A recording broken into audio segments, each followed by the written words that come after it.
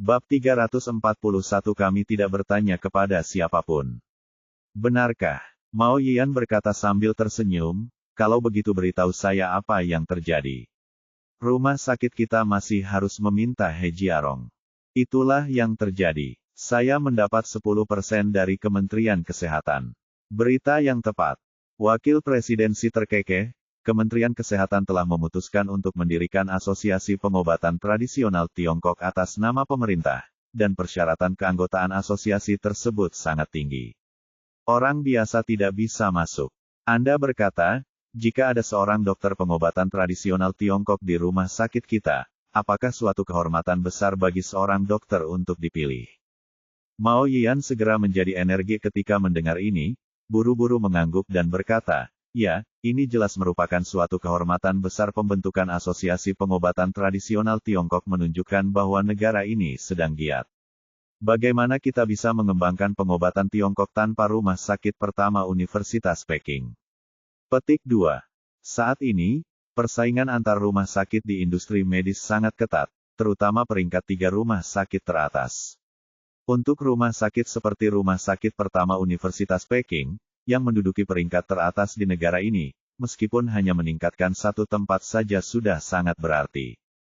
Bagaimanapun, peringkat mewakili popularitas, dan popularitas secara langsung menentukan jumlah pasien yang datang ke rumah sakit. Jadi ketika Mao Yian mendengar hal seperti itu, dia tentu tidak mau kalah. Sekalipun jumlah praktisi pengobatan Tiongkok di rumah sakit mereka tidak banyak, setidaknya itu merupakan suatu kehormatan. Saya tahu Anda pasti akan mendukung saya, jadi saya ingin bersaing dengan seluruh kekuatan saya untuk bergabung dengan Asosiasi Medis Pengobatan Tradisional Tiongkok. Kata Wakil Presidensi sambil menepuk dadanya. Tapi apa yang kamu minta He Jiarong lakukan dalam masalah ini? Mungkinkah dia sudah ditunjuk? Mao Yian berkata dengan ragu. Ini lebih dari sekedar keputusan informal. Wakil Presidensi tiba-tiba merendahkan suaranya dan berbisik, Din, sejujurnya, saya mendapat berita pastinya. He Jiarong ini adalah Asosiasi Pengobatan Tiongkok yang secara pribadi direkomendasikan oleh Menteri Hao Ningyuan. Presiden. Dia sebenarnya presiden. Mao Yian terkejut. Dia benar-benar tidak menyangka Hao Ningyuan akan merekomendasikan orang muda seperti menteri. Sejujurnya, saya sangat mengagumi Tuan He ini. Saya pikir dia tidak hanya lebih muda, tetapi juga dari segi kemampuannya, dia pasti dapat memikul tanggung jawab presiden. Kekagumannya pada Lin Yu. Kalau begitu kamu ingin pergi ke He Jiarong? Tidak, itu hanya satu jaminan lagi. Sebenarnya, dengan kemampuanku, aku pasti bisa terpilih. Dia berkata sambil tersenyum, tapi sebenarnya merasa bersalah. Tingkat pengobatan Tiongkoknya memang bagus, tetapi dibandingkan dengan praktisi pengobatan Tiongkok itu jauh tertinggal, jadi apakah dia bisa masuk benar-benar menjadi masalah? Kalau tidak, dia tidak akan bertanya pada Lin Yu. Ya, kamu pasti bisa dipilih berdasarkan kemampuanmu, tapi jaminan berlapis juga dimungkinkan. Dalam hal ini, mari beri Jiang Yan tempat, dan kamu bisa memintanya untuk membantu dan menyampaikan kata-kata yang baik. Di faktanya, bahkan jika masalah ini tidak terjadi, aku ingin dia tetap tinggal. Mao Yian tidak menjelaskan kata-katanya dan mengangguk penuh pengertian. Terima kasih banyak, Dekan Mao. Wajah wakil dekan si penuh kegembiraan. Selama Lin Yu mengangguk, dia seharusnya tidak memiliki masalah untuk menjadi anggota. Kalau begitu saya akan membicarakan hal ini dengan Jiang Yan sekarang. Lagi pula, jumlah tempat di Asosiasi Pengobatan Tradisional Tiongkok terbatas, jadi yang terbaik adalah mendapatkan tempat itu terlebih dahulu. Kata Wakil Presidensi sambil tersenyum. Ayo. Mao Yian mengangguk. Wakil Presidensi berjalan ke Departemen Penyakit Dalam dengan tangan di belakang punggung dan menyenandungkan sebuah lagu. Dia memanggil Tian Ming, Direktur Departemen Penyakit Dalam, dan melihat ke dalam kantor dan bertanya, Direktur Tian, apakah itu, Dr. Jiang Yan Jiang? Jiang bukankah dokternya dipecat? Saya baru saja hendak bertanya kepada Anda. Tian Ming mengerutkan kening dan berkata dengan bingung. Apa? Wakil Presidensi tiba-tiba gemetar, memandang Tian Ming dengan tidak percaya, dan berkata dengan suara gemetar, "Ayo, diusir." Kapan itu terjadi? Siapa yang diusir? Siapa yang berhak memecatnya? Dadanya naik turun karena marah, wajahnya merah, dan tubuhnya sedikit gemetar. Pintu belakang, yang akhirnya dia temukan diblokir. Tertutup. Kamu tidak tahu. Tian Ming sangat terkejut dan berkata dengan tergesa-gesa, "Saya bertanya kepada Departemen Sumber Daya Manusia dan mereka mengatakan Menteri Qi dari Departemen Hubungan Luar yang memecat saya."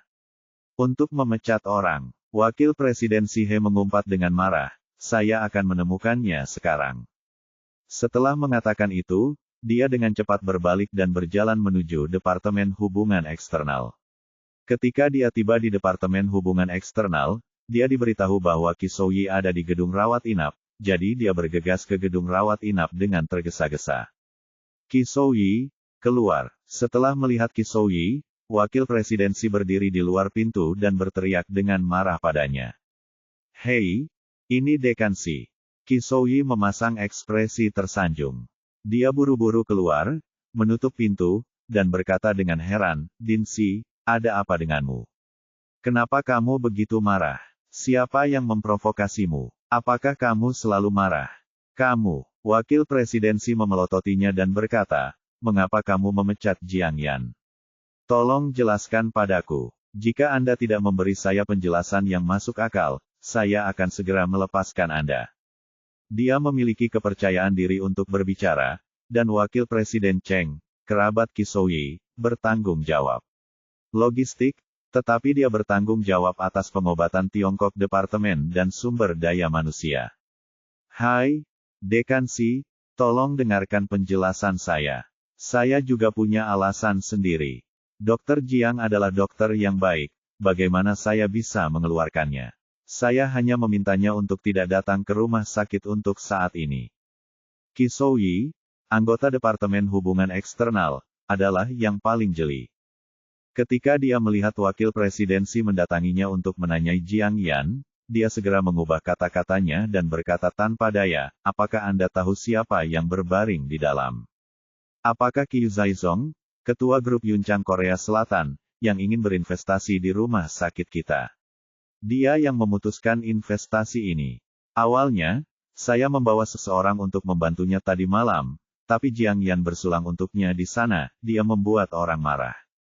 Suaminya kebetulan sedang makan di sana pada saat itu, dan tiba-tiba berlari menghampiri dan memukuli Presiden Qiu dan yang lainnya, jadi saya mengirim Presiden Qiu ke rumah sakit semalaman."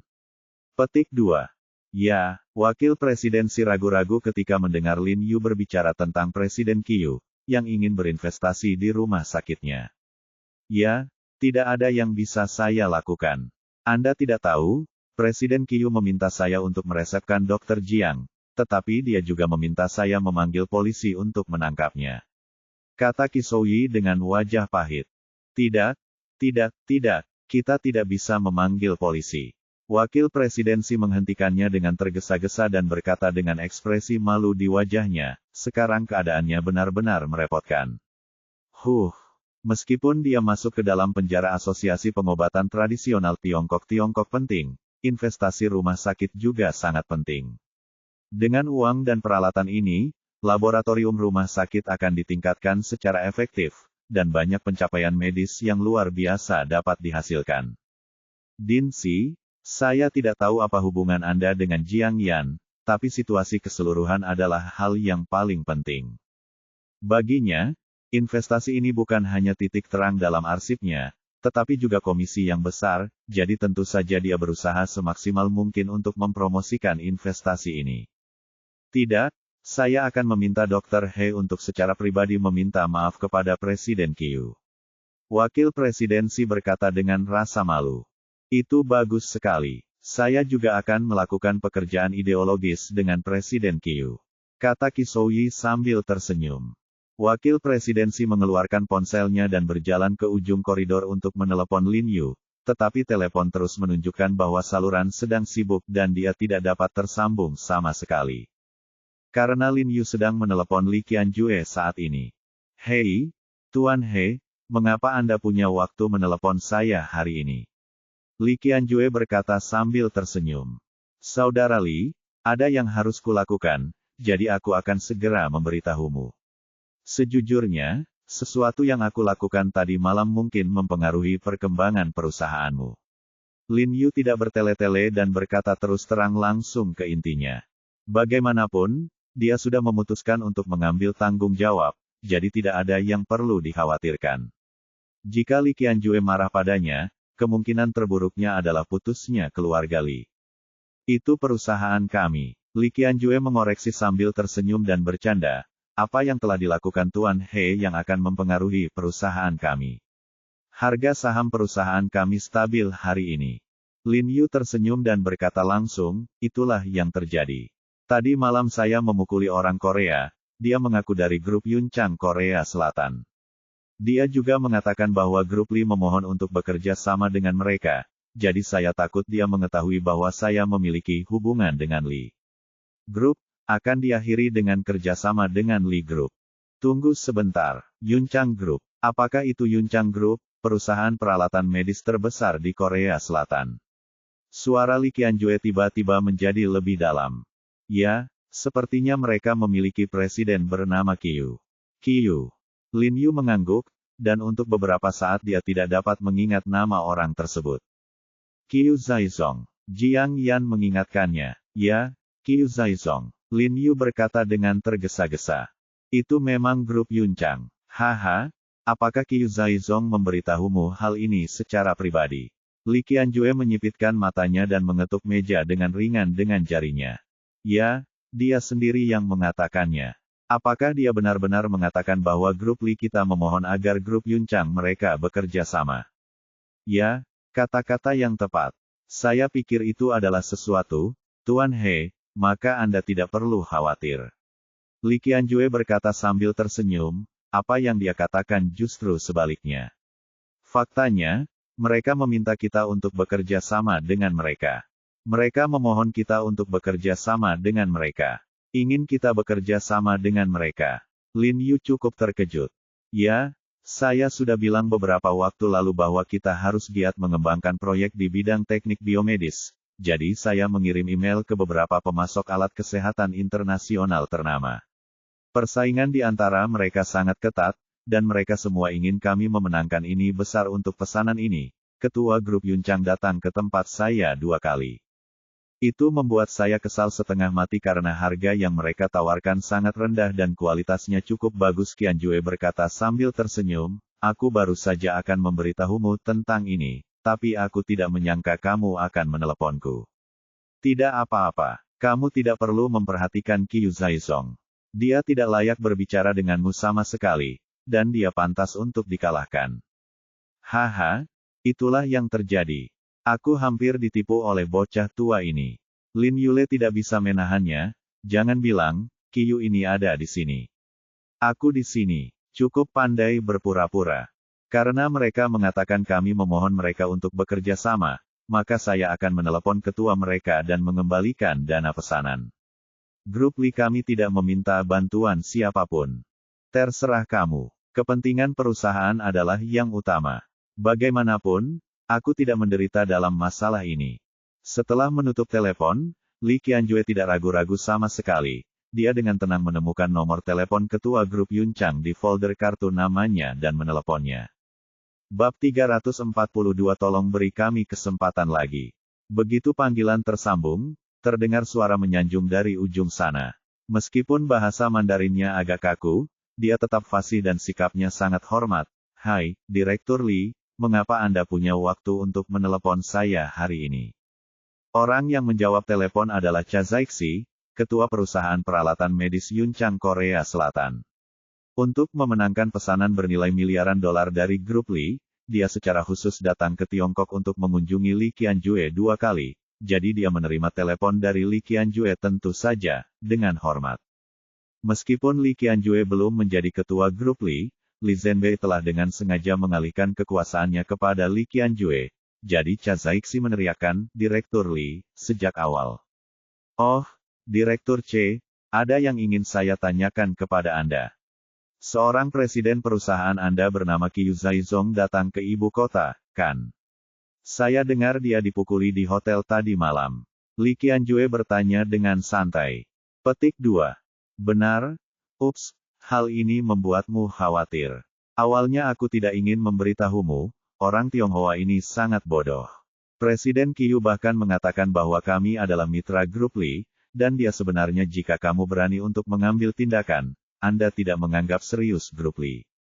Jangan khawatir, saya akan menangani masalah ini. Martabat grup Li tidak dapat dilanggar oleh siapapun. Buru-buru, dengan cerdik menempatkan dirinya dan Li Qianjue di kam yang sama. Direktur C, apakah Anda bingung? Sepertinya Andalah yang tidak menghormati grup Li kami, kan? Li Qianjue mencibir dan mengetukkan jarinya ke meja dengan lembut. Direktur Li, apa maksudmu? Beraninya kami. Cha Zaixi mendengar ketidaksenangan dalam kata-kata Li Qianjue dan menjadi cemas. Jangan berani. Pimpinan Anda Qiu Zaizong Qiu mengatakan tadi malam bahwa grup Li kami yang meminta grup Yunchang Anda untuk bekerja sama. Maaf, grup Li kami tidak seburuk itu. Mulai sekarang, saya tidak akan memohon kepada Anda lagi. Kerjasama di antara kita juga telah diputus, harap menunggu pemutusan kontrak dari perusahaan kita. Li Qianjue segera menutup telepon setelah menyelesaikan kata-katanya. Li, jantung Che Zaixi melonjak ketika dia mendengar sinyal sibuk di telepon, dan keringat dingin muncul di dahinya. Dia buru-buru memanggil Li Qianjue kembali. Untungnya, Li Qianjue masih menatapnya dan menjawab panggilan itu ke atas. Che Zaixi menyeka keringat di kepalanya dan buru-buru berkata, Li. Direktur Li, tolong jangan cemas. Tolong beritahu saya dulu, apa yang terjadi. Apakah ada seseorang yang menyebabkan masalah dan menyebarkan rumor kepada Anda? Beraninya Qiu Zaizong mengatakan hal seperti itu. Kami semua di grup Yunchang sangat berterima kasih kepada Li Group. Terima kasih telah memberi kami perintah ini. Saya tidak berani mengatakan itu. Dia benar-benar tidak tahu bahwa Qiu Zaizong mengatakan sesuatu yang menghina grup Li tadi malam, dan mengira pesaing internasional loh yang menyebabkan masalah dan dengan jahat menghasut hubungan antara mereka dan grup Li. Masalah ini sebenarnya bukan rumor. Inilah yang dikatakan secara pribadi oleh orang Tiongkok yang memukul Anda, Presiden Qiu. Oh, ngomong-ngomong, izinkan saya memberitahu Anda, orang Tiongkok yang memukul Anda, Presiden Qiu, berasal dari grup Li kami. Pemegang saham utama memiliki 10% saham grup Li kami. Selain itu, dia juga penyelamatku, Li Qianjue. Li Qianjue berkata dengan tenang dan tenang, tetapi nadanya sangat rendah, jelas menekan amarahnya. Apa? Che Zaixi melompat dari kursinya, jantungnya berdebar kencang, dan wajahnya sangat pucat. Meskipun dia tidak berada di depan Li Qianjue sekarang, dia masih membungkuk, dengan keringat dingin di dahinya. Dia berkata dengan penuh hormat, Tuan Li, dengarkan saya benar-benar tidak tahu tentang masalah ini. Qiu Zaizong ini sudah gila dan berbicara omong kosong. Jangan khawatir, saya akan melakukannya. Tangani dia sekarang. Bagaimana kamu ingin menghadapinya? Aku akan menghadapinya sesuai keinginanku. Petik 2. Dia, sang ketua, selalu mendukung grup Li seperti nenek moyangnya, namun Qiu Zaizong justru berani mengucapkan kata-kata sembrono seperti itu, dan juga berani berkonflik dengan pemegang saham utama grup Li. Menanganinya, bagaimana mengatasinya adalah urusanmu, tapi kerjasama kita harus dihentikan sementara. Li Qianjue mendengus dingin. Jangan, Direktur Li. Dalam hal ini, saya akan meminta Qiu Zaizong datang ke rumah Anda secara langsung untuk meminta maaf kepada pemegang saham utama grup Li, penyelamat Anda, dan meminta pengampunannya. Apakah menurutmu, tidak apa-apa? Tolong, beri kami kesempatan lagi. Cha Zaixi memohon dengan suara rendah, hampir menangis. Dia telah menghabiskan banyak usaha dalam bisnis ini, tetapi pada akhirnya, abawahan babi biarkan dia semua usaha sia-sia. Jika penyelamatku mengangguk, aku bisa mempertimbangkannya kembali, kata Li Qianjue dengan suara yang dalam. Dia juga mendengarnya. Sepertinya Cha Zaixi benar-benar tidak tahu apa yang dikatakan Qiu Zaizong lagi. Kamu harus menunjukkannya kepada bajingan itu.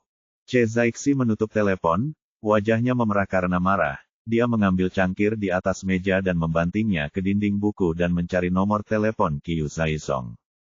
Menteri Qi, Mengapa wanita jalang ini tidak datang untuk meminta maaf kepadaku? Saat ini, di bangsal rumah sakit pertama Universitas Beijing, kondisi Qiu Zaizong jelas jauh lebih baik, dan dia bertanya pada Qi Souyi dengan marah sambil berbaring, tempat tidur. Dia dipukuli tadi malam, tetapi lebih dari 10 jam telah berlalu, dan tidak ada gerakan sama sekali dari Lin Yu. Dia bahkan bertanya-tanya apakah Qi Souyi telah menelepon polisi. Jangan khawatir, dekan kami telah memanggil bajingan yang memukulmu dan memintanya untuk datang dan meminta maaf padamu sekarang. Kata Qi Souyi sambil tersenyum, memberi isyarat kepada Qiu Zaizong untuk menunggu dengan sabar. Jika ini di Korea, saya akan memotongnya menjadi beberapa bagian. Qiu Zaizong mendengus dingin. Dia benar-benar tidak membual. Perusahaan mereka memiliki hubungan dekat dengan banyak organisasi bawah tanah di Korea. Dia memerintahkan orang untuk memotong Lin Yu mati tadi malam. Saat ini, ponselnya berdering. Qi Souyi dengan cepat mengambilnya dan menyerahkannya dengan kedua tangannya. Ketika Qiu Zaizong melihat bahwa itu adalah panggilan ketua Chazaixi, dia buru-buru berdeham, tersenyum dan berkata, "Hei, ketua, kenapa kamu bebas?" Qiu Zaizong, aku akan membunuhmu. Akan membunuhmu. Sebelum Qiu Zaizong selesai berbicara, raungan marah Chazaixi datang dari ujung telepon yang lain. Jika Qiu Zaizong ada di depannya sekarang, dia pasti sudah mati 800 kali. Qiu Zaizong tiba-tiba terkejut dan berkata dengan panik, "Ketua, apa yang terjadi? Apa yang terjadi? Baru saja, Tuan Muda Grup Li menelepon saya. Anda tahu orang yang Anda sakiti kemarin? Orang Cina. Dia adalah penyelamat Tuan Muda Li dan pemegang saham Grup Li," kata Chazaixi dengan marah. Tubuh Qiu Zaizong roboh dan dia jatuh ke bawah tempat tidur dengan bunyi gedebuk. "Presiden Qiu, ada apa denganmu?" Qi Souyi buru-buru mengulurkan tangan untuk membantunya, tapi Qiu Zaizong mendorongnya. "Ketua, apakah Anda mengatakan yang sebenarnya?" Wajah Qiu Zaizong menjadi pucat, dan punggungnya meneteskan keringat dingin. "Omong kosong. Sudah kubilang, Tuan Muda Li sangat marah padaku karena ini, dan perintah yang dia janjikan kepada kita juga akan dibatalkan." Che Zixing menghentakkan kakinya dan berkata dengan tegas, "Qiu Zaizong, biar ku beritahu, saya tidak peduli metode apa yang Anda gunakan, Anda harus mendapatkan pengampunan dari pemegang saham itu, jika tidak, Anda dan keluarga Anda sendiri yang tahu konsekuensinya." Chazaixi tidak berbicara dengan jelas, tetapi nadanya sangat dingin, dan dia segera menutup telepon. Qiu Zaizong sangat ketakutan hingga dia membeku di tempatnya dengan mulut terbuka lebar. Dia tahu arti kata-kata ketua mereka jika dilanggar, dia dan keluarganya hanya akan menunggu untuk menghilang dari dunia ini. Dia telah membantu ketuanya melakukan hal semacam ini berkali-kali, tetapi dia tidak menyangka kali ini gilirannya. Dia benar-benar tidak menyangka bahwa dia akan menyinggung orang yang begitu kuat tadi malam. Memikirkan kata-kata menghina yang dia ucapkan tentang Grup Li, dia tiba-tiba gemetar ketakutan. "Presiden Qiu, ada apa denganmu? Apakah Anda merasa tidak enak badan?" Qi Souyi berlutut dan bertanya dengan prihatin. Mengapa panggilan telepon Xiao He tidak dapat tersambung? Pada saat ini, wakil presidensi juga kembali dengan sedikit bingung. Ketika dia melihat Qiu tergeletak di tanah di belakangnya, dia menjadi cemas, berjalan dengan cepat, dan berkata dengan cepat, "Presiden Qiu, jangan marah, semuanya bisa didiskusikan. Saya akan menelepon Xiao He untuk meminta maaf kepada Anda." Petik 2. Jangan. Qiu Zaizong meraih tangan wakil presidensi dengan wajah pucat dan berkata dengan gemetar, "Cepat, ambil, aku ingin menemuinya." Di Aula Huiseng, Ye Qingmei sedang mengajari Jiang Yan memilih bahan obat, sementara Lin Yu dan Dou Xinyi duduk berdampingan, melanjutkan diagnosis, tampak damai dan stabil. Pada saat ini, sebuah mobil hitam tiba-tiba melaju di luar Aula Huiseng. Sebelum mobil berhenti, Qiu Zaizong bergegas keluar dari mobil dan terhuyung menuju Aula Huiseng. "Presiden Qiu, tolong pelan-pelan, tolong pelan-pelan. Kami tidak bisa berbuat apa-apa. Anda akan rugi." Qi Souyi, yang sedang mengemudi, berteriak dengan tergesa-gesa, karena Qiu Zaizong tidak pernah memberitahunya mengapa dia datang menemui Lin Yu dalam perjalanan ke sini, jadi dia mengira Qiu Zaizong datang ke Lin Yu untuk berdebat. Khawatir Qiu Zaizong akan menderita, dia segera mengambil tongkat ayun di mobil dan mengikutinya. Tuan He, Qiu Zaizong bergegas ke Aula Huiseng dan melihat sekeliling. Ketika dia melihat Lin Yu duduk di aula, dia langsung menangis, berlutut di tanah. Tanpa mengucapkan sepatah kata pun, dia bersujud ke tanah beberapa kali dan menangis dengan sedihnya. Tuan He, saya salah, mohon maafkan saya. Semua orang di klinik medis berkata. Pasien itu terkejut saat melihat pemandangan ini dan memandang Qiu Zaizong dengan curiga, mengira dia orang gila. Presiden Qiu, Anda tidak bisa mengalahkan saya. Pada saat ini, Qi Souyi buru-buru berlari dari luar. Ketika dia melihat pemandangan di depannya, dia segera berhenti di tanah, rahangnya hampir jatuh. Tidak, bukankah kamu di sini untuk membalas dendam? Mengapa kamu bersujud sekarang? Bab 343 Pembunuhnya muncul, halaman setengah. Qi Souyi menelan ludahnya dan dengan cepat menyembunyikan tongkat yang terbuka di belakang punggungnya. Lin Yu sedikit terkejut saat melihat adegan ini, tetapi ketika dia memikirkan tentang Li Qianjue yang mengatakan bahwa dia ingin menelepon Ketua Yunchang, dia segera menyadari bahwa Ketua Yunchang lah yang menekan Qiu Zaizong. Jiang Yan mengerutkan kening, teringat bagaimana Qiu Zaizong memaksakan dirinya untuk minum tadi malam, dan melihat penampilannya saat ini, dia tiba-tiba merasa sedikit lucu. Ye Qingmei juga merasa senang di hatinya. Benar sekali, di negeri Tiongkok, kapan giliran Korea yang mendominasi? Presiden Qiu, mengapa Anda tiba-tiba memberi saya rasa hormat yang begitu besar tanpa alasan? Lin Yu menyipitkan matanya dan tersenyum, segera bangkit dan berjalan ke arahnya. Tuan He, saya terlalu buta untuk melihat Taisan. Tolong jangan berpikir seperti saya. Saya salah. Saya tahu saya salah. Saya dengan tulus memohon pengampunan Anda. Selama Anda bersedia memaafkan saya, aku akan melakukan apapun yang kamu mau. Oke.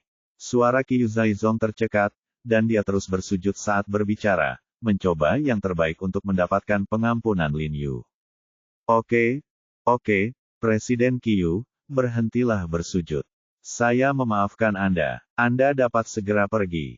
Lin Yu melihat begitu banyak pasien memandangnya dan sangat ingin menyuruhnya pergi. Kemarin saya sudah memberi mereka pelajaran, dan hari ini saya menerima begitu banyak kotau dengan sia-sia. Diperkirakan Qiu Zaizong tidak pernah bersujud kepada orang tuanya berkali-kali. Terima kasih, Tuan He. Terima kasih, Tuan He. Baru kemudian Qiu Zaizong berani mengangkat kepalanya, dahinya sudah merah. Dia menyeka air mata dari wajahnya dan berkata dengan hati-hati, Tuan He, sebagai untuk pesanan antara perusahaan kami dan perusahaan Anda. Maaf, saya tidak tahu tentang masalah ini. Terserah Tuan Li yang mengambil keputusan. Biarkan atasan Anda berbicara dengan Tuan Li. Pokoknya, masalah di antara kita sudah beres. Lin Yu melambaikan tangannya, jelas dia tidak ingin terlibat. Baiklah kalau begitu. Qiu Zaizong menelan ludah dan menatap Lin Yu dengan sedikit cemas, tapi sekarang Lin Yu telah memaafkannya, masalahnya akan lebih mudah untuk ditangani. Ketika Qi Souyi mendengar kata-kata ini, wajahnya menjadi biru dan putih. Dilihat dari perubahan sikap Qiu Zaizong yang tiba-tiba 180 derajat, dia sudah menduga bahwa Lin Yu adalah orang yang hebat, orang yang sangat hebat. Dan itu pasti ada hubungannya dengan keluarga Li. Menteri Qi, Anda di sini juga. Lin Yu mengangkat kepalanya, menatap Qi Souyi, dan berkata dengan tenang. Oh, apa itu? Saya di sini untuk meminta maaf kepada Dr. Jiang. Silakan kembali ke rumah sakit bersama saya dan terus bekerja. Kemampuan Qi Souyi untuk beradaptasi dengan angin adalah yang terbaik harus mengikuti. Ketika Jiang Yan mendengar ini, dia menatapnya dengan dingin dan tidak berkata apa-apa. Minta dia untuk kembali dan terus bekerja. Lalu apa yang ada di belakangmu adalah? Lin Yu sudah lama memperhatikan tongkat yang dia sembunyikan di belakang punggungnya. Oh, ini alat saya untuk meminta maaf. Qi Souyi tampak tegas dan segera mengeluarkan tongkat itu, berjalan menuju Jiang Yan dan menyerahkannya, sambil berkata, Dr. Jiang, saya sangat tulus dalam meminta maaf kepada saya. Kamu kali ini, jika kamu tidak merasa lega, pukul saja aku 2 kali dengan tongkat sampai kamu merasa lega. Qi Shouyi berpura-pura menyesal dan tulus, mencoba membuat Jiang Yan merasakan ketulusannya. Jiang Yan ragu-ragu sejenak, lalu menoleh ke arah Lin Yu, seolah menanyakan apa maksudnya. Dia tahu Qi Shouyi hanya pamer di sini, tetapi dia sangat menyukai profesi dokter dan sangat ingin tinggal di rumah sakit pertama Universitas Beijing melalui usahanya sendiri. Bagaimana mungkin Lin Yu tidak mengetahui pikiran batinnya? Dia menatapnya dan berkata dengan lembut, kamu membuat pilihanmu sendiri. Kamu dapat memilih apapun yang kamu inginkan. Aku akan selalu mendukungmu, sama seperti kamu mendukungku. Jiang Yan menggigit bibirnya, lalu berkata dengan lembut kepada Ye Qingmei, Qingmei, aku akan kembali dulu. Ye Qingmei tidak banyak bicara dan mengangguk dengan lembut. Jiang Yan kemudian naik taksi dan mengikuti Qi Shouyi kembali ke rumah sakit. Qiu Zaizong tidak mengikuti mereka kembali ke rumah sakit, tetapi bergegas ke grup Li, berniat meminta maaf secara langsung kepada Li Qianjue. Wakil Presidensi, saya telah mengundang Dr. Jiang kembali. Ketika dia kembali ke rumah sakit dan melihat Wakil Presidensi masih di Departemen Penyakit Dalam, Qi Shouyi buru-buru berbicara terlebih dahulu, sambil menatap Jiang Yan dengan tatapan menyanjung di wajahnya, karena takut dia akan menuntutnya. Jiang Yan tidak ingin menyinggung penjahat seperti itu, jadi dia tidak banyak bicara. Haha, Jiang Yan, kamu kembali. Aku hanya punya sesuatu yang mengganggumu. Wakil Presidensi tampak bahagia dan segera memanggil Jiang Yan ke samping untuk mendiskusikan rencananya untuk masuk ke Asosiasi Pengobatan Tradisional Tiongkok. Kembali ke Sengtang, tidak lama setelah Jiang Yan pergi, He Jinqi datang. Begitu dia memasuki pintu, dia memanggil, saudara kedua, dengan ramah. Jinqi, kenapa kamu ada di sini? Lin Yu tampak bahagia ketika dia melihatnya di belakangnya dan berkata sambil tersenyum, apa, kamu ingin bertemu denganku untuk sesuatu? Tidak apa-apa, aku sudah lama tidak bertemu denganmu waktunya, datang ke sini untuk menemuimu.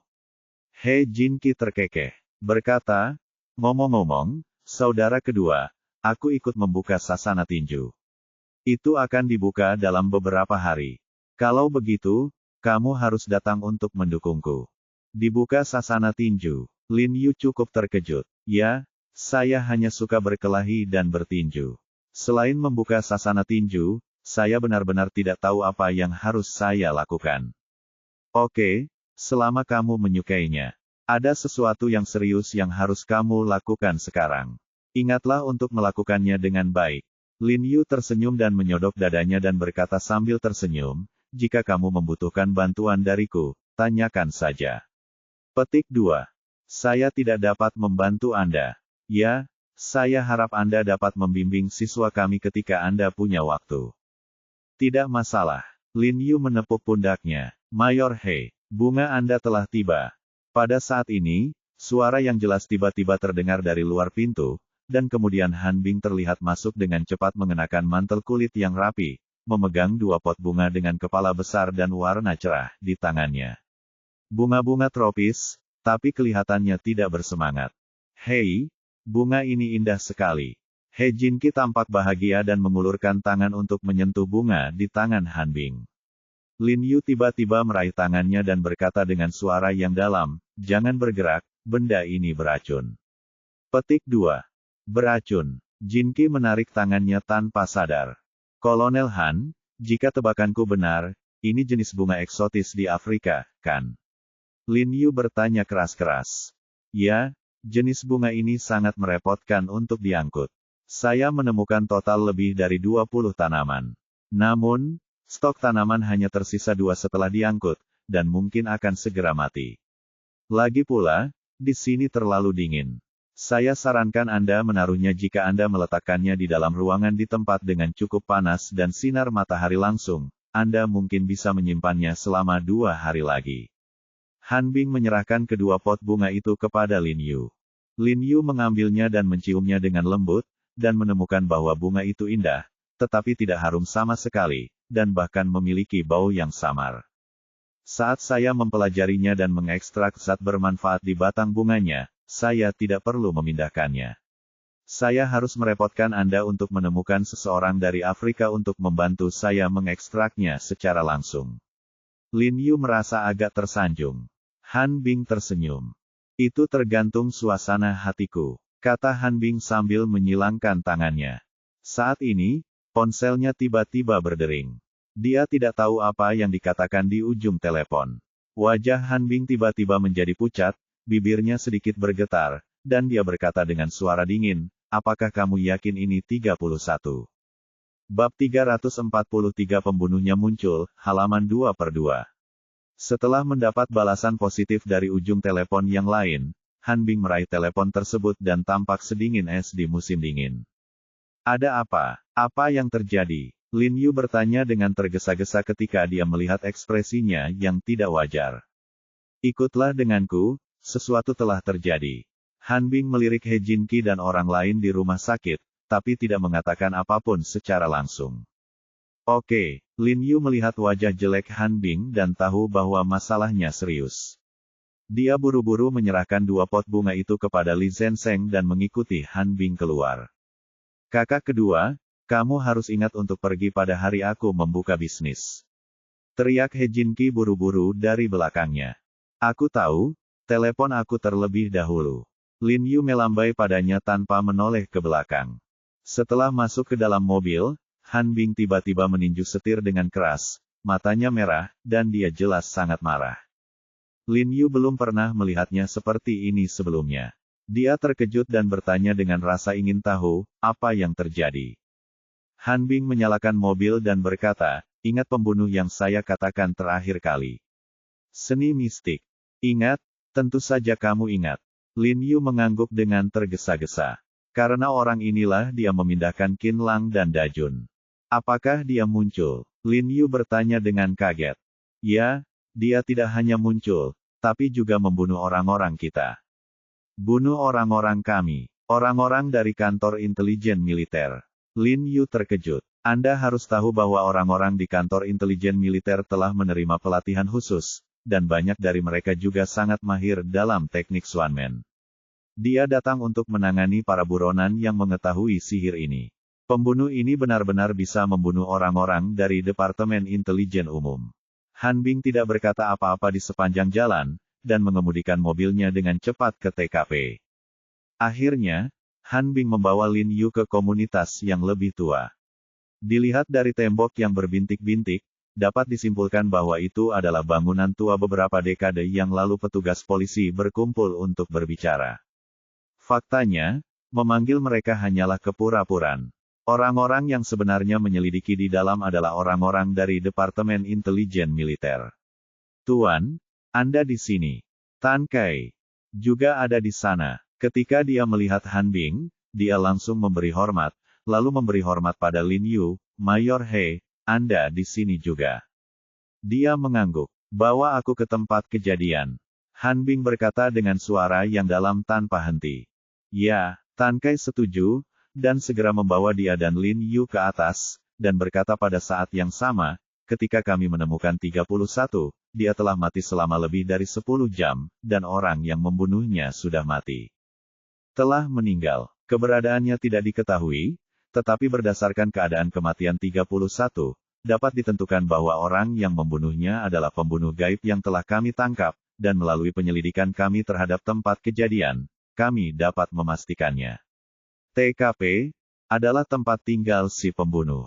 Kemungkinan besar nomor 31 mendeteksi tempat ini, tapi sebelum dia bisa mengirimi kita pesan, dia ditemukan dan dibunuh oleh si pembunuh. Han Bing mendengarkan semua ini dengan muram wajah, tanpa ekspresi apapun di wajahnya. TKP berada di lantai 5. Sebelum mencapai lantai 5, Lin Yu mencium bau amis yang menyengat, yang membuat orang merasa mual.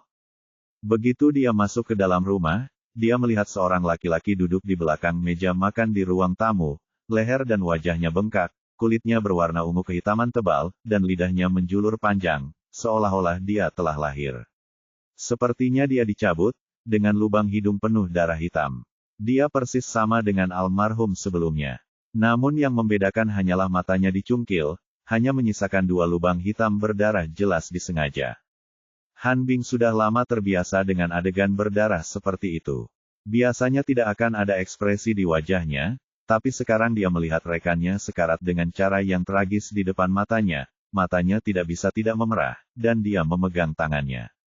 Tangan tinju itu tidak bisa menahan sedikit pun gemetar. Apakah ada tulisan di atas meja? Lin Yu melihat lebih dekat dan tiba-tiba menemukan bahwa sepertinya ada sebaris tulisan kecil yang tertulis di meja makan. Bab 344 Provokasi yang Sombong. Ya, seharusnya itu ditinggalkan oleh si pembunuh. Tan Kai mengerutkan kening dan wajahnya tiba-tiba menjadi sangat jelek.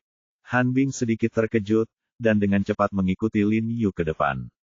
Saya melihat tulisan di atas meja dengan darah hitam dan merah dari almarhum. Apakah kalian sekelompok pecundang yang mencoba menangkap saya? Mulai sekarang, satu akan membunuh satu, dan satu pasangan akan membunuh dua.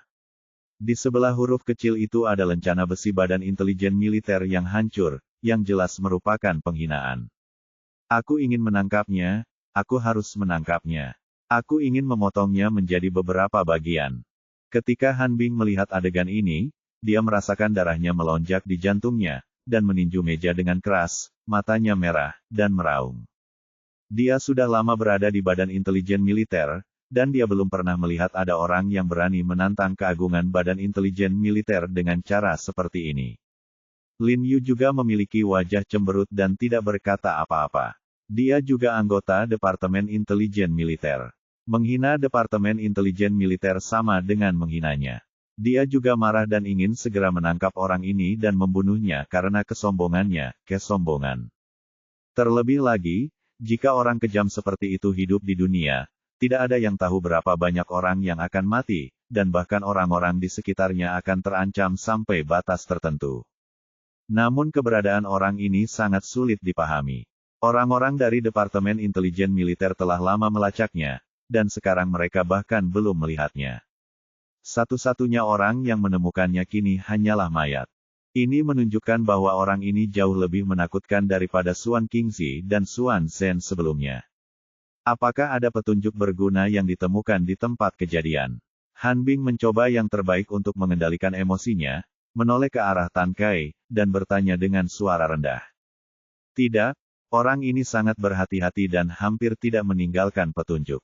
Tan Kai menghela nafas pelan dan berkata, bahkan jika ada petunjuk, kita mungkin tidak dapat menangkapnya.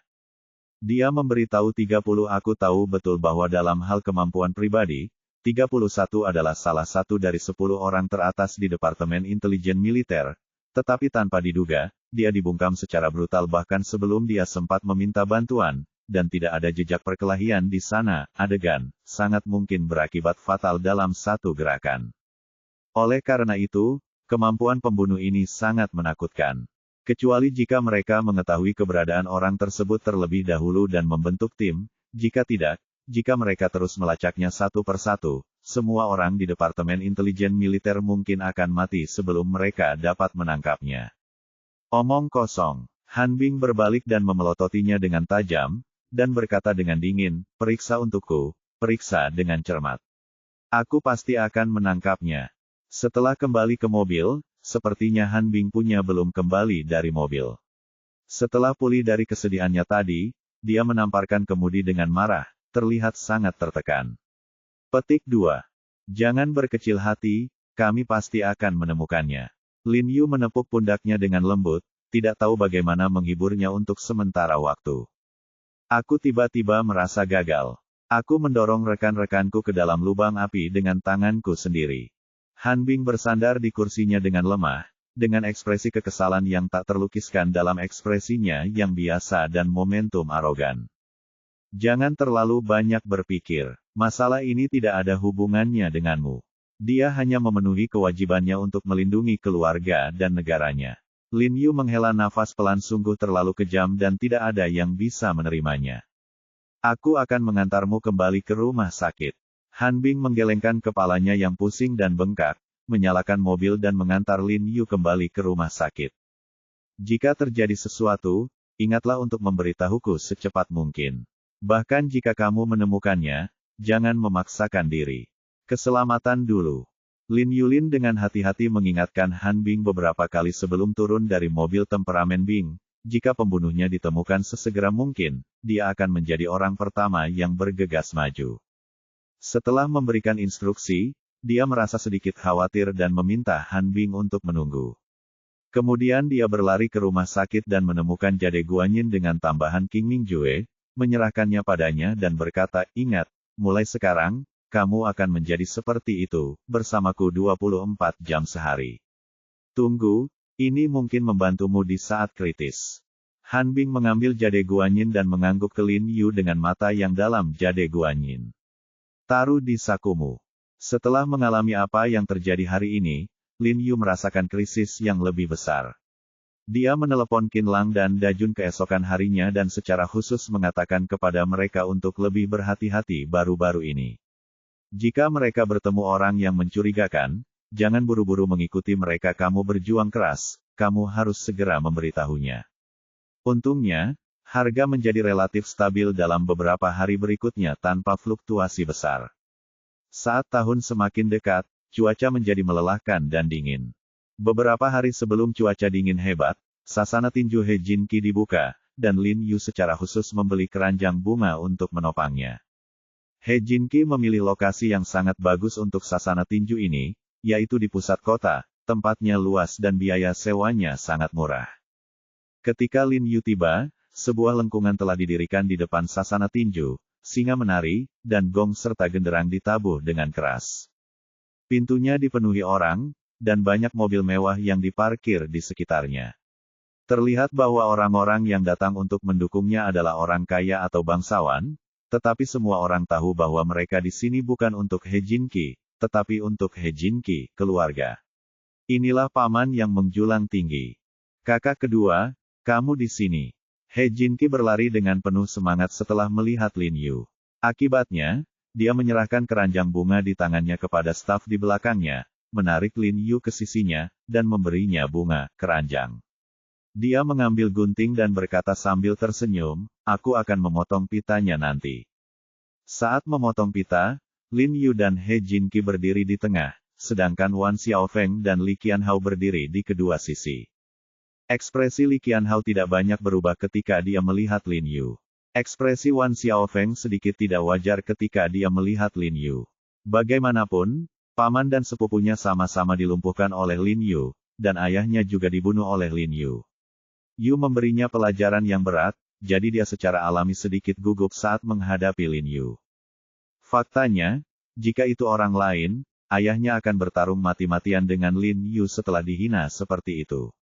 Tapi seperti kakak laki-lakinya, dia adalah seorang pengecut, jadi dia menciutkan lehernya ketika melihat Lin Yu, dan berkata tidak ada. Zhang Yitang di antara kerumunan memiliki ekspresi dingin, dan menatap Lin Yu dengan mata penuh kebencian. Dia selalu ingat bahwa saudaranya Zhang Yihong dipukuli hingga jatuh oleh Lin Yu, dan dia selalu ingin menemukannya kembali untuk membalas dendam, dan saya ingin mendapatkan kembali wajah keluarga Zhang. Tapi dia tahu bahwa saudaranya tidak bisa mengalahkan Lin Yu, dan dengan kemampuannya dia bukan tandingan Lin Yu, jadi dia hanya bisa menahannya dan menemukan kesempatan yang tepat untuk mengalahkan Lin Yu dengan bantuan kekuatan eksternal. Setelah pemotongan pita, He Jinki membuka pintu untuk menyambut tamu. Banyak orang yang datang untuk mendukungnya membayar 12.000 yuan untuk menjadi anggota. He Jinki mengajak Lin Yu mengunjungi sasana tinju. Sasana tinju dibagi menjadi dua lantai, lantai atas sebagian besar merupakan tempat latihan peralatan dan tempat istirahat peregangan, sedangkan lantai pertama merupakan tempat latihan utama, dengan berbagai karung pasir, bola pir, tali lompat, sarung tinju dan perlengkapan lainnya. Di tengah venue terdapat arena berukuran 5 meter persegi, platform yang berada sekitar 1 meter di atas tanah, terlihat sangat mengesankan. Untuk menambah suasana, dua pelatih bertelanjang dada yang mengenakan celana pendek dan sarung tangan sedang berlatih tinju di atasnya. Saya melihat kedua pelatih tersebut memiliki otot yang menonjol dan sangat kuat. Setiap gerakan dan gerakannya sangat bertenaga, yang menunjukkan bahwa mereka adalah pelatih profesional. Kakak kedua, bagaimana dengan dua pelatih yang saya pekerjakan ini? He Jinki berkata sambil tersenyum. Tidak buruk. Lin Yu tersenyum dan mengangguk. Mereka jauh lebih buruk darimu.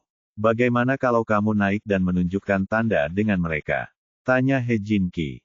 Tidak, Lin Yu tersenyum dan menggelengkan kepalanya. Melihat He Jinqi begitu sibuk di sini, dia tidak tinggal lama dan berkata, ada yang harus kulakukan di klinik medis, jadi aku akan kembali dulu. Aku akan kembali ke tempatmu di lain hari. Baiklah, kalau begitu, ingatlah untuk datang di lain hari. He Jinqi berkata dengan cepat. Jinqi, apakah kakak keduamu benar-benar sekuat yang kamu katakan? Setelah Lin Yu pergi, Li Qianhao mau tidak mau bertanya. Dia selalu mendengar He Jinqi berkata betapa kuatnya kakak keduanya, tapi dia belum pernah melihatnya. Aku punya matanya sendiri, jadi aku merasa He Jinqi sedikit membual. Itu luar biasa. Zhang Yitang, yang berada di belakangnya, tidak bisa menahan diri untuk tidak meraung marah. Dasar kentut. Lalu kakak laki-lakiku yang kedua menendang kakak tertuamu hingga jatuh ke tanah. Apakah itu berarti kakak tertuamu bahkan bukan seorang kentut? He Jinqi memutar matanya ke arahnya sebagai tanggapan dan membalas tanpa basa-basi. Puff. Li Qianhao tidak bisa menahan diri untuk menutup mulutnya dan tertawa. Semua orang di sekitar mereka tidak bisa menahan tawa ketika mereka mendengar ini. Mereka semua telah mendengar tentang masalah ini. Bakat muda dari keluarga Zhang bermain sangat keras sepanjang hari, tetapi pada akhirnya mereka bahkan tidak dapat menahan tendangan dari orang lain. Ayolah, ini agak memalukan. Karena terintimidasi oleh keagungan keluarga Zhang, mereka tidak berani tersenyum terlalu terang-terangan. Wajah Zhang Yitang memerah, dadanya naik turun karena marah, dan dia tidak bisa berkata-kata. Yitang, apakah kakak tertuamu benar-benar dipukuli? Li Qianhao bertanya sambil tersenyum. Pukul ibumu. Zhang Yitang menamparkan kepalanya dengan marah, lalu menunjuk ke arah He Jinqi dan berkata dengan marah, He Jinqi, jika kamu berani, pergilah ke ring bersamaku dan bertarunglah sekarang. Dari kamu ah. He Jinqi membusungkan dadanya dan setuju tanpa ragu-ragu. Meskipun dia tidak yakin akan menang melawan Zhang Yitang, setidaknya dia tidak akan kalah darinya. Oke. Ayo bertarung satu kali. Li Qianhao berteriak dengan semangat, dan orang-orang di sekitarnya segera mulai bersorak dan mengepung He Jinqi dan Li Qianhao menuju ring. Hei, kamu babi bodoh, berisik sekali. Pada saat ini, suara Cina yang agak kaku tiba-tiba terdengar dari pintu. Setelah mendengar ini, semua orang menoleh ke belakang dan melihat tiga pria kuat datang ke pintu. Mereka semua mengenakan tisu dahi berbentuk tali putih di kepala, seragam latihan putih, dan kaos kaki putih di kaki mereka. Jaket dengan santai menutupi bahunya. Jelas sekali bahwa dia datang dari jauh. Dia memegang tangannya dan melihat orang-orang di tempat tersebut dengan wajah cemberut. Orang Jepang. Seseorang di antara kerumunan itu berteriak pelan, dan sepertinya mereka berpakaian seperti orang Jepang. Hei, siapa di antara kalian yang bosnya? Teriak pria jangkung dan berotot yang memimpin dengan tidak sabar. Aku hanya, ada apa, apakah ada yang salah? He Jinqi berdiri dan memandang mereka dengan sedikit tidak senang dan bertanya. Apa maksudmu dengan membuka toko di sebelah toko kami? Apakah kamu mencoba mencuri bisnis? Atau kamu mencari kematian? Pria itu melirik He Jinqi dan bertanya dengan suara yang dalam. Bab 345 Kontes antara seni bela diri nasional dan seni bela diri nasional. Ekspresi semua orang sedikit berubah ketika mereka mendengar ini. Rupanya mereka mendengar ancaman dalam kata-katanya, dan menoleh untuk melihat ke arah He Jinqi, Wan Xiaofeng dan yang lainnya. He Jinqi memandang orang-orang Jepang ini dengan wajah cemberut dan mencoba yang terbaik untuk menekan kemarahan di hatinya. Dia tahu bahwa mereka mungkin ada di sini untuk menimbulkan masalah. Jika bukan karena pembukaan hari ini, dia akan mengambil tindakan secara langsung. Padahal, sebelum memilih lokasi sasana tinju mereka sudah mengetahui bahwa tidak jauh dari situ ada sasana tarung yang mengajarkan judo dan karate. Namun, gaya tinju yang diajarkan di sasana tinju mereka sebagian besar adalah gaya tarung dan tinju Tiongkok, berbeda dengan gaya tinju yang diajarkan oleh orang Jepang ini. Tidak ada konflik antara judo dan karate, dan kelompok orang Jepang ini juga melihatnya ketika sasana tinju mereka sedang direnovasi. Dan tidak banyak bicara, mereka datang ke sana menimbulkan masalah segera setelah dibuka hari ini. Kami menembak milik kami, dan Anda menembak milik Anda, dan yang kami ajarkan adalah teknik tinju orang China kami, bukan hal yang Anda gunakan untuk membujuk anak-anak dari negara Jepang. Kenapa kami mencuri bisnis Anda? Niat pihak, dan tanpa rasa hormat sedikit pun, dia membalas dengan dingin. Baga, beranikah kamu mengatakan bahwa seni bela diri kita untuk anak-anak? Seorang pria pendek di belakang dengan kumis di bawah hidungnya menjadi marah ketika mendengar ini. Dia memelototi He Jinqi dan berkata dengan dingin, kalian omong kosong Cina itu keterampilan tinju tidak lebih dari tinju mewah dan kaki bersulam. Dalam istilah Cina, saya bisa mengalahkan Anda hanya dengan satu tangan. Tanda seru, kamu luar biasa. Mengapa kamu mencoba menghasilkan uang dari kami? Ini tanah kami, silakan kembali. Sekelompok orang mendengar bahwa mereka menghina seni bela diri Tiongkok. Tiba-tiba wajahnya penuh amarah, dan dia tidak bisa menahan diri untuk tidak meneriaki ketiga orang Jepang itu. Sekelompok babi bodoh yang tidak tahu bagaimana hidup atau mati. Kumis menatap, dan dia hendak melangkah keluar dan mengambil tindakan. Tapi pria jangkung dan kuat di depan menghentikannya dan berkata dengan dingin, Morikawa-kun, jangan impulsif. Tangan, Tuan Suka, tidakkah kamu mendengar bahwa mereka menghina seni bela diri nasional Kekaisaran Matahari Terbit kita? Tuan Morita berkata dengan marah. Ya, Tezuka-kun, jika kamu ingin aku memberitahu mereka, aku akan memberi mereka pelajaran yang baik dan memberitahu mereka betapa kuatnya kerajaan Matahari Terbit kita. Mereka hanyalah sekelompok orang sampah yang hanya tahu cara mengutuk. Yang lainnya bernama Takahashi Yu. Pria Jepang Hui juga berkata dengan dingin, sama sekali tidak menganggap serius orang China di depannya. Menurut hukum Tiongkok, jika kita memukul mereka seperti ini, kita akan bertanggung jawab secara hukum. Tuan Tezuka berkata dengan penuh arti, menoleh ke arah He Jinqi, dan berkata, karena kita berdua meremehkan satu sama lain, bagaimana kalau kita? Biarkan saja, kita akan bertanding langsung dan lihat siapa yang lebih baik dalam seni bela diri Kekaisaran Matahari Terbit kita, atau kungfu kalian kucing berkaki 3 dari Tiongkok. He Jinqi mencibir dan berkata, sejak kita sedang berkompetisi, ayo kita lakukan sekarang, tapi ada yang ingin kukatakan dulu. Jika kami menyakitimu, jangan pergi ke kedutaan dan menangis. Meskipun dia tidak mau melakukannya pada hari pembukaan. Mereka membuat masalah, tapi pihak lain sedang berusaha keras, jadi dia harus setuju meskipun dia tidak setuju. Dan bagusnya, begitu Anda menang, Anda bisa mendapatkan reputasi, yang dianggap publisitas gratis. Jika kalah, kami tidak akan pernah melakukan tindakan pembalasan apapun.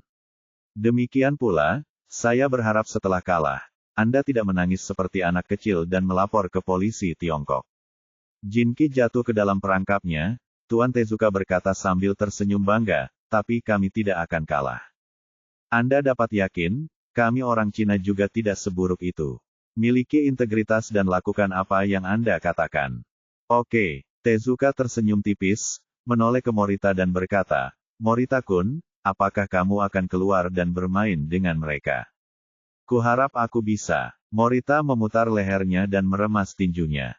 Dia berjalan keluar perlahan dan berkata secara provokatif kepada He Jinqi, siapa di antara kamu yang akan melawanku? Kamu? Nak, apakah kamu tahu kungfu? Oke, kalau begitu aku akan. He Jinqi hendak setuju, ketika Li Qianhao berdiri di sampingnya. Dia segera menariknya kembali dan membujuknya dengan sedikit khawatir, Jinqi, kamu tidak bisa bertarung dengannya. Kamu tidak bisa menghadiri pertandingan makan siang kami dengan hidung dan wajah memar, kan? Bahwa He Jinqi mungkin tidak kalah, tapi selama pertarungan beberapa cedera mungkin tidak bisa dihindari. Ya, Jinqi, bukankah kita kebetulan memiliki 2 pelatih di sini, tepat pada waktunya untuk menguji keterampilan mereka. Wan Xiaofeng juga buru-buru datang untuk membujuk. He Jinqi menganggap apa yang mereka katakan masuk akal. Sebagai bos besar, dia benar-benar tidak bisa bertindak santai, jadi dia bisa menggunakan kesempatan ini untuk memverifikasi level kedua pelatih ini. Jinqi, mereka benar. Sebaiknya kamu tidak melapor. Menurutku, kurcaci kecil ini sangat kuat dan kamu bukan tandingannya. Jika dia lumpuh, maka keluarga Hemu akan dipermalukan sepenuhnya olehmu. Kali ini, Zhang Yitang di tengah kerumunan tiba-tiba melontarkan komentar sinis kepada He Jinqi, jelas sengaja membuatnya kesal. Dia tahu bahwa karena kelompok orang Jepang ini berani datang ke sini untuk memprovokasi mereka, mereka pasti berada pada level yang tinggi, jadi dia sangat ingin He Jinqi maju dan menantangnya, dan ingin melihat He Jinqi dipukuli habis-habisan. Namun, He Jinqi tidak sebodoh yang dia kira. Dia melirik ke arahnya dan mencibir, kamu tidak perlu mengkhawatirkan wajah keluarga He kita. Pertama-tama kamu harus memikirkan bagaimana cara mendapatkan kembali wajah memalukan sangmu, keluarga. Kamu, dada Zhang Yitang sakit karena marah, dan dia memelototinya dengan marah. Lou Kai, He Jinqi mengabaikannya lagi dan berteriak dengan suara yang dalam, ajari Morita ini bagaimana berperilaku. Seorang siswa kelas 8, keturunan Jikuan, Bajikuan sederhana dengan tangan yang kuat dan tajam, tetapi dapat membuka dan menutup dengan gerakan yang mematikan kepraktisan tinggi.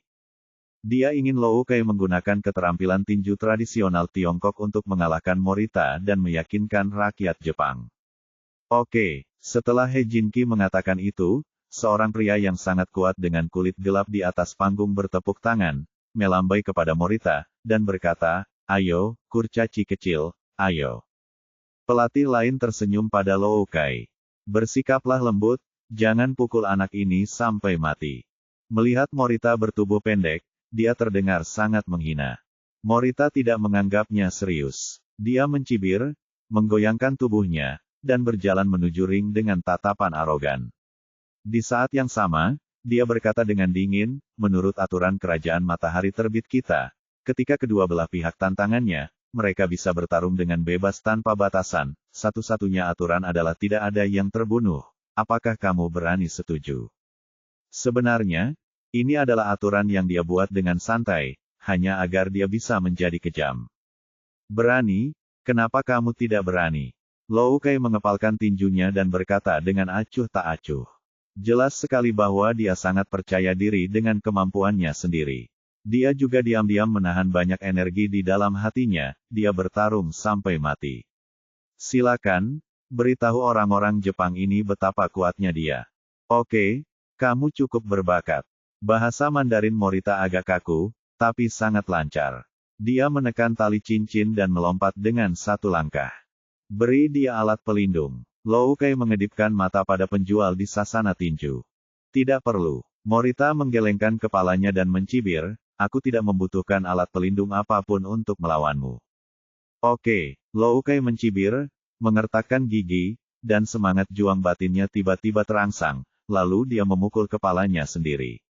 Dia melepas semua alat pelindung dan sarung tangan di tangannya dan melemparkannya ke bawah ring. Kemudian dia melangkah maju, merentangkan tinjunya, dan berkata kepada Morita dengan wajah tegas, ayo. Ayo, hancurkan dia. Petik 2. Ya, hancurkan dia. Usir mereka keluar dari Tiongkok. Semua orang di ring segera berkumpul, berteriak untuk menyemangati Lou Kai. Oke, aku berjanji, aku akan menghancurkannya. Kali ini, Morita berbalik dan berkata dengan arogan kepada orang-orang di bawah, lalu menendang kakinya dan bergegas menuju Lou Kai dengan cepat, menendang Lou Kai langsung ke udara. Lou Kai bereaksi dengan cepat dan menunduk, tapi Morita memiliki cadangan. Begitu kakinya mendarat di tanah, dia segera berbalik dan menyapu kakinya dengan kedua tangan dan menangkapnya dengan kuat, tapi besar kekuatan mengejutkannya. Lengannya mati rasa, dan sedikit rasa sakit melintas di wajahnya. Morita tidak ragu-ragu sama sekali, dan menyerang lagi dengan telapak tangan sumbing. Lou Kai mengelak dan meninju, tapi Morita menghindarinya dengan rapi. Kemudian Morita meraung marah, membuka kakinya, dan melangkah masuk. Dia melancarkan serangan terhadap Lou Kai dengan menendang, memukul, melempar, dan meraih. Setiap gerakannya tidak terlalu cepat, tapi penuh kekuatan, bahkan lebih kuat dari bajikuan milik Lou Kai. Morita menggunakan jurus-jurus klasik dalam karate. Dilihat dari kekuatan dan serangannya, pangkatnya pasti tidak rendah. Lou Kai belum pernah berhubungan dengan master level ini sebelumnya, dan dia sedikit bingung ketika dia tiba-tiba dihadapkan, dan pukulan serta bloknya agak enggan. Semua penonton diam-diam berkeringat untuk Lou Kai, dan mereka semua berteriak untuk maju. Tezuka dan Takahashi memiliki senyuman di wajah mereka. Mereka dapat melihat bahwa Morita tidak menggunakan seluruh kekuatannya sama sekali. Dia jelas-jelas mencoba untuk menyelinap pergi dari pria China itu. He Jinki, kamu benar-benar menemukan pelatih yang bagus, luar biasa, sungguh luar biasa. Kali ini, Zhang Yitang mengacungkan jempol kepada He Jinki dengan ekspresi sombong di wajahnya kayak akan gagal. Jelas baginya, keluhan pribadinya terhadap He Jinki dan Lin Yu lebih penting daripada martabat bangsa dan negara. Saat ini, Morita melihat bahwa Lou Kai tidak mampu mengimbangi kekuatan fisiknya. Dia melihat kekurangannya dan meninju dada Lou Kai. Dia mencibir dan berkata, "Pukul aku, kamu pecundang. Pukul aku." Petik 2 tanda seru petik 2. Lou Kai langsung terkejut dengan kata-kata Morita. Marah, dia meraung, menendang kakinya dengan sekuat tenaga, dan meninju wajah Morita. Morita telah bersiap dengan baik. Dia menggunakan kedua tangannya untuk menekan lengan Lou Kai. Di saat yang sama, dia menarik langkahnya ke belakang dan berjongkok, segera mengempiskan kekuatan Lou Kai. Dia kemudian memukul leher Lou Kai dengan sikunya gelap, dan dia jatuh ke tanah dengan bunyi gedebuk. Hahaha, babi Cina, bangun dan terus pukul aku. Morita berdiri tegak sambil tersenyum dan menginjak wajah Lou Kai.